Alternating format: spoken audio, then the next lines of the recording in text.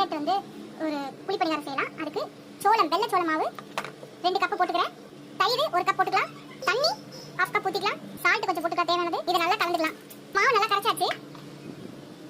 இப்போ வெங்காயம், கேரட், பச்சை மிளகாய், கேப்சிகம், இது கொத்தமல்லி, கருவேப்பிலை எல்லாத்தையும் போட்டுக்கலாம். எல்லாத்தையும் போட்டாச்சு. கேரட், வெங்காயம், குடமிளகாய், பச்சை மிளகாய், கருவேப்பிலை, கொத்தமல்லி எல்லாத்தையும் போட்டு கலந்துக்கலாம். இப்போ ஒரு 1/2 spoon red chilli powder, 1/2 spoon வந்து தனியா பவுடர் இதையும் சேர்த்து கலந்துக்கலாம். இந்த நேரத்தில் ஒரு 1/2 ஸ்பூன் பேக்கிங் சோடா, சமையல் சோடா, ஆப்ப சோடா மாவு அதை போட்டு கலந்துக்கலாம். இப்போ புளி பணியாரத்தை வச்சு எண்ணெய் ஊற்றிக்கலாம்.